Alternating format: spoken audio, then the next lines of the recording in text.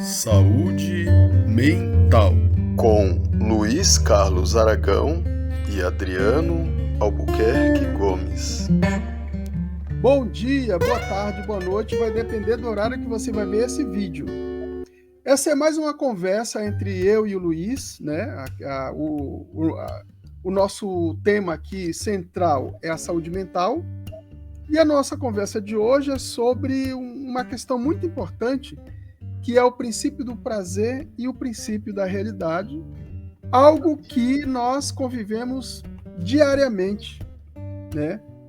De segunda a segunda, 24 horas. Vamos lá. Essa questão do princípio do prazer, Luiz, ela está muito ligada a um texto do Platão chamado Alegoria da Caverna. Né? Ele conta é um mito, né? Ele conta que haviam alguns homens presos dentro de uma caverna, acorrentados, e esses homens nunca viram a realidade, né? Nunca viram o que acontecia lá fora. A realidade, dentro dessa história do Platão, é representada por lá fora, né? Tem a caverna, né? Que representa a sombra, que representa o perigo, a confusão, e lá fora representa a realidade. Então, esses homens acorrentados, eles só conseguiam ver a sombra de tudo que ocorria lá fora, atrás dele. Eles ficavam de frente para a parede da caverna, para o fundo da caverna. E tudo que se passava lá fora mandava sombra, e eles só conseguiam ver essa sombra, né? Só que um deles se desacorrentou e conseguiu ir para fora da caverna. E aí ele ficou maravilhado, viu o sol, viu a natureza, viu tudo, né? O entusiasmo dele foi tão grande que ele voltou para a caverna para contar aos amigos. Só que, e aí é que vem o grande problema, né? Que talvez isso é que esteja relacionado ao princípio do prazer e da realidade. Quando ele volta para contar para os colegas não conseguem acreditar nele, né? Mas, e aí é que tá, eu acho que é por comodismo, né? Porque se os colegas acreditassem nele, eles teriam que sair também e ver o sol, ver a natureza, e isso dá trabalho, né? Isso é mais incômodo, né? Então, acho que a história continua, mas a gente pode ficar com isso, né? Para a gente começar a conversar sobre essa questão do prazer e da realidade, né? É bem legal essa história, né, Adriano? O mito da caverna de Platão, eu diria que é uma alegoria atemporal, né? Em qualquer época da história da humanidade, esse mito vai estar atual, porque ele trata aí essa saída do renascimento do homem, né? Do homem para a realidade. E aí eu acho que uma coisa bem legal, quando ele fala, é que os homens estavam acorrentados, né? O que significa essa corrente, né? Poderíamos fazer analogia aqui com um cordão umbilical, né? Estão ligados à mãe, né? Então, esse cordão umbilical, ele precisa ser cortado para a criança respirar, né? Para começar ali a autonomia da criança. Então, essa caverna poderíamos fazer analogia do útero, né? Do nascimento. Enquanto está na barriga ali, está tudo ok, né? Tudo acomodado, tudo muito fácil, né? De repente, quando corta esse cordão umbilical, ele sai, assusta, né? É o choro da criança. Aquela luz pode vislumbrar, mas assusta. E aí é muito, muito, muito interessante, né? Porque quando Freud ele vai falar sobre o princípio do prazer e o princípio da realidade, Ele vai dizer que a nossa mente, ela funciona dessa forma, ela se constitui com esses dois princípios. Ao nascermos, a gente é movido, né, totalmente pelo princípio do prazer, onde a mãe, ela precisa atender a criança em suas necessidades, em suas, em tudo que ela precisar ali, imediatamente. Então, a criança, ela é movida 100% pelo princípio do prazer, porque se ela não for atendida, ela pode, morrer, ela não vai sobreviver. E eu diria que é isso, a criança é um ser egoísta, porque ela, não no sentido egoísta pejorativo aqui, mas porque ela é o centro da vida da mãe, dos adultos ali. Só que a realidade, ela vai se impondo, vai sendo esse princípio do prazer, Adriano, vai sendo modificado. Então, a gente pode voltar aí ao mito da caverna. Então, como eu estava falando, a comparação, a analogia, da teoria do Freud, do princípio do prazer com o princípio da realidade com o mito da caverna de Platão, tem tudo a ver, que a caverna enquanto um útero, a corrente ali, o cordão umbilical, esse nascimento, do ser humano, a pessoa. E aí, nesse nascimento, ele começa a lidar com a realidade, onde lá no mito fala que ele vê os pássaros, as árvores, vê o sol, vê a luz. Aí ele fica deslumbrado com aquilo. E ele volta e comunica, só que muitos não querem sair da caverna. Muitos querem permanecer na caverna, ou seja, quer permanecer no princípio do prazer, na zona de segurança, num conforto ali, por mais que é uma prisão. E é claro que é uma prisão, não tem como a gente viver dia após dia movido pelo princípio do prazer. A realidade o tempo todo está se impondo. Então, uma criança, um bebê, sim, ele tem que viver no princípio do prazer, porque ele não pode lidar com a realidade. Quem lida com a realidade dele é a mãe. Mas os adultos não. Então, é fundamental que a criança, o bebê, a criança, ela seja muito bem amparada nos seus primeiros anos de vida, muito bem preparada, para ela ir aos poucos lidando com a realidade, que é o princípio da realidade, ele vai se impondo. Por exemplo, quando a mãe ela está banhando, o bebê chora. A mãe tem que tomar banho ali, vai ter um tempo que ele vai ter que suportar, esperar a chegada da mãe. Então ali ele começa já lidando com a realidade. Então a realidade, o que é a realidade? É aquela que se impõe. Aquela que a gente vai ter que se adaptar, para sobreviver a ela.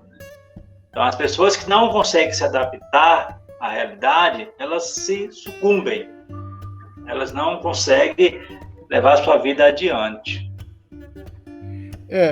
Essa é muito marcante essa questão da realidade e o prazer, porque a gente vai perceber que na vida nós vamos ter muitas pessoas com bastante problemas, por não poderem se identificar com a realidade, por não poderem atender às exigências da realidade, Então nós vamos ter muitos problemas sociais,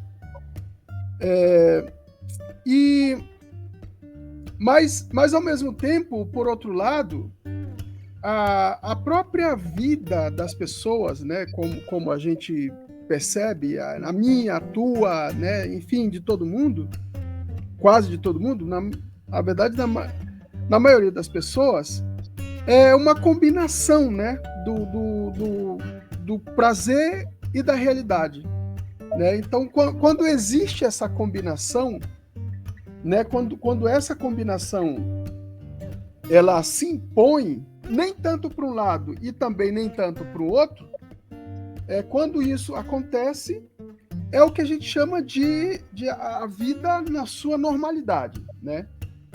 É o que a gente chama de a vida como ela é, né? Agora, quando isso não é possível, aí é que nós vamos ter os muitos problemas, né, sociais, etc. O que acontece, né, Adriano? O princípio do prazer, ele não some, né? Ele não é extinguido, ele não é extinto pelo princípio da realidade, de forma alguma. Ele é modificado. Porque, por exemplo, né, eu posso, né, ter o maior prazer do mundo com minha profissão, com meu trabalho, né, levantar cedo, né, é prazeroso para mim trabalhar e tudo.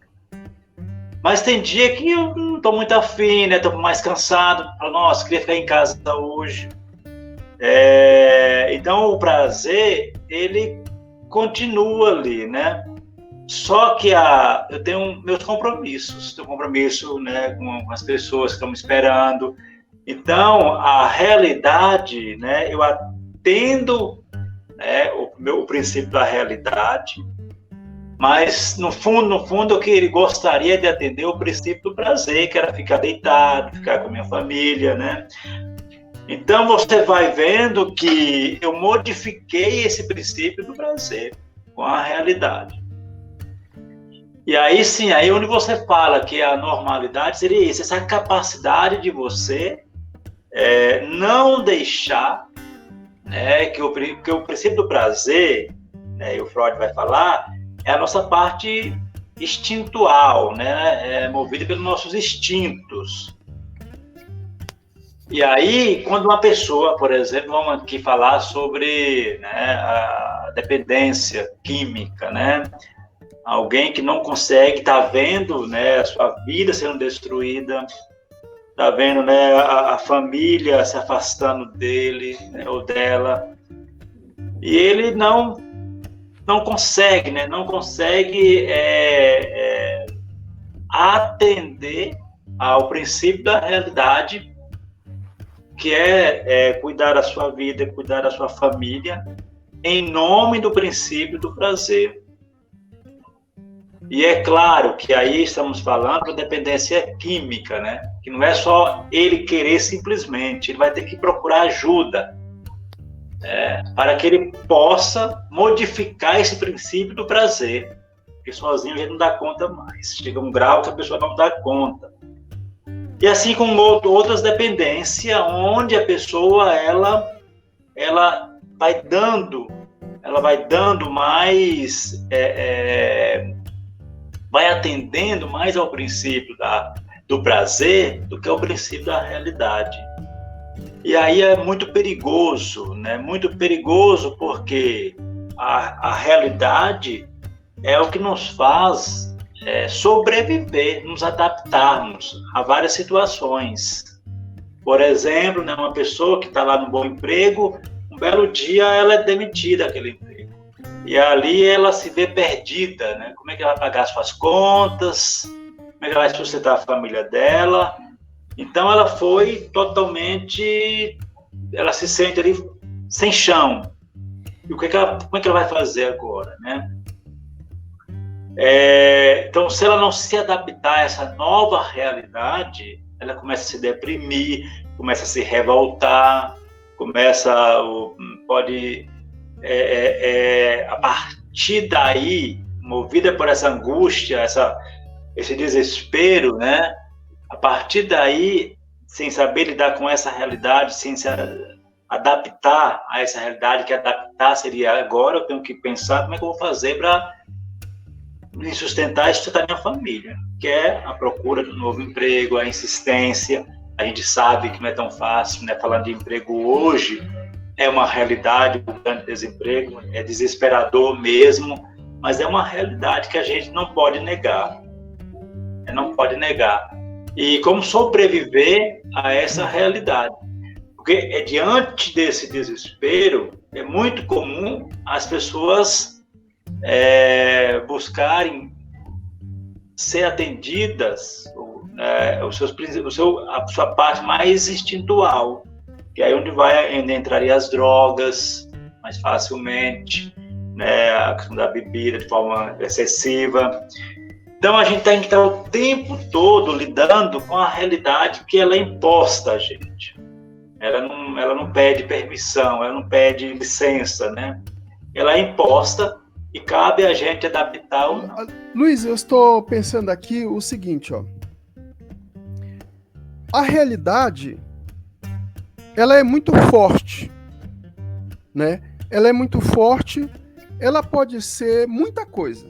Ela pode ser uma coisa incrível para alguém, né? Alguém que consiga, por exemplo, um sucesso, seja um sucesso na sua área, não importa qual seja a área, né? Então ela pode ser uma coisa incrível, mas ela pode ser também uma coisa difícil para alguém, por exemplo, que perdeu o emprego, que você acabou de falar, né? Ela pode ser, e aí, tanto no sucesso quanto no insucesso, a realidade vai ser algo que vai colocar o indivíduo à prova, né? Então, aí entra a importância de algo chamado escola, educação, né? Se o indivíduo é um indivíduo preparado, sabe, tem assim uma formação bastante rica, talvez, isso não é muita garantia, mas talvez ela consiga se sair melhor, um pouco melhor, né? Diante de um desemprego, diante de um problema sério, e por outro lado, no sucesso, né? No grande sucesso, se essa pessoa tem uma formação boa, talvez ela consiga fazer com que esse sucesso não lhe prejudique, né? Nós temos aí notícias de vários artistas que no auge do seu sucesso fez lá muita besteira, né? Uhum. Então, assim, tanto de um jeito quanto de outro, a realidade ela é muito forte, né? Ela nos põe à prova. É bem isso mesmo, né, Adriano? E por isso que quando você fala da educação, da escola, e a gente não pode deixar de falar aqui sobre a estrutura da família, né? Como é que essa família vai preparar essa criança, né, para chegar à escola, e a escola junto com a família depois preparar essa pessoa para a vida. E aí eu tenho conversado muito com alguns pais, tenho atendido algumas crianças, né? E é muito assustador quando eu escuto uma mãe, um pai falando de uma criança de 4, 5 anos e falando, olha, ele não me obedece, né? Ele quer fazer o que ele bem entender. Quem manda lá em casa é ele, uma criança de 4 anos. Então, quando eu escuto isso, bem preocupado, eu chamo o pai aí para conversarmos sobre a realidade. Porque essa criança, ela não tem condições alguma de decidir muitas coisas na vida dela. A criança, então, e essa é a preocupação do Freud, né? Quando ele estabelece, quando ele olha aí o funcionamento mental, como é que o funcionamento mental se desenvolve, né? Primeiro é 100% o princípio do prazer, depois a realidade vai se impondo. Então, a família, os pais, os adultos, eles precisam, claro, na medida que a criança vai crescendo, já apresentando essa criança a realidade. Por exemplo, né, na hora de tirar a mamadeira, na hora de tirar a fralda, na hora da alimentação. Ah, mas eu quero comer salgadinho. Não, agora não é hora de salgadinho. É hora de comer feijão e arroz. E a criança vai crescer, quanto mais a criança vai crescendo, mais os pais vão ter que ir apresentando a essa criança a realidade. Ah, mas acontece que hoje eu não quero ir à escola, eu quero ficar jogando videogame. Não tem como você ficar jogando videogame, né? A sua obrigação é ir para a escola. Então, o trabalho... E hoje a gente vê muito isso, né? As crianças muito ansiosas e muitos pais recorrendo a medicamentos para poder controlar as crianças. Porque é difícil para elas frustrar as crianças. E não tem como a gente se desenvolver, Adriano, sem frustrações.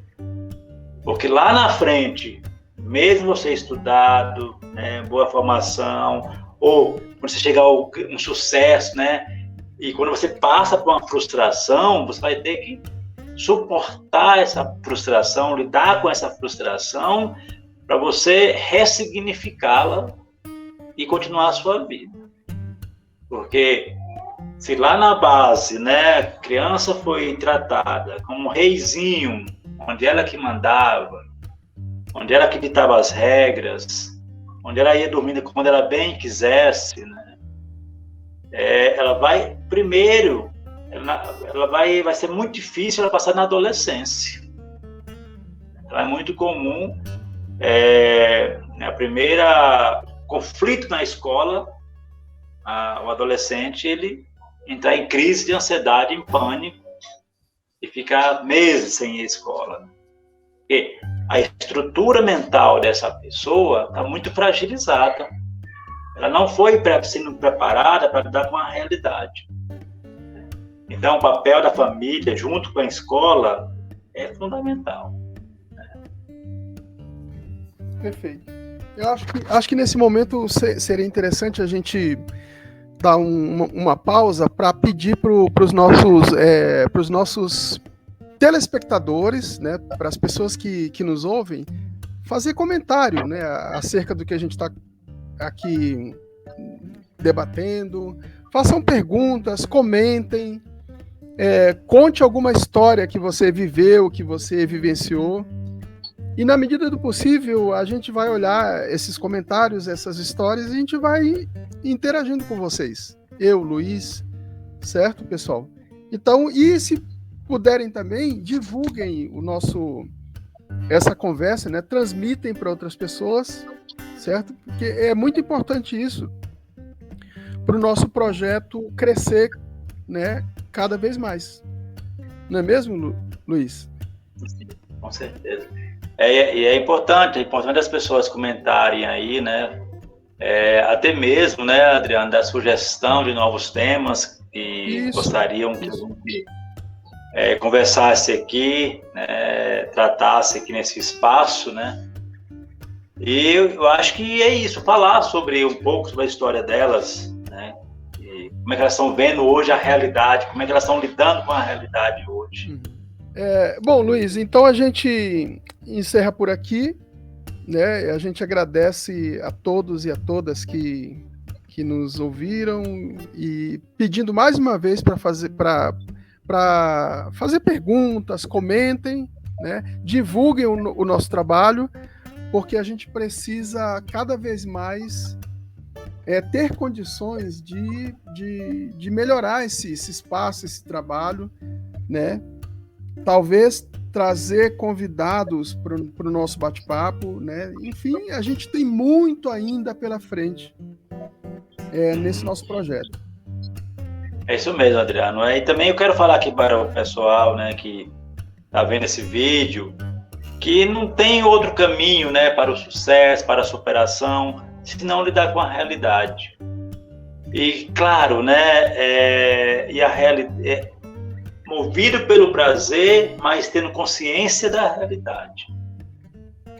Que a realidade é isso, a realidade são os obstáculos da vida, as frustrações da vida. Então, acho que vamos seguir o exemplo, né, do Thomas Edison, né? Ele via os obstáculos como um aprendizado, não como uma derrota, mas como um aprendizado. Então, que a gente aprenda a lidar com as adversidades, olhar para os nossos obstáculos, nossas frustrações, como um aprendizado para a gente chegar aonde queremos chegar, né? E muito obrigado a todos e a todas. Muito obrigado a todos e a todas e até o nosso próximo bate-papo, tá certo? Valeu!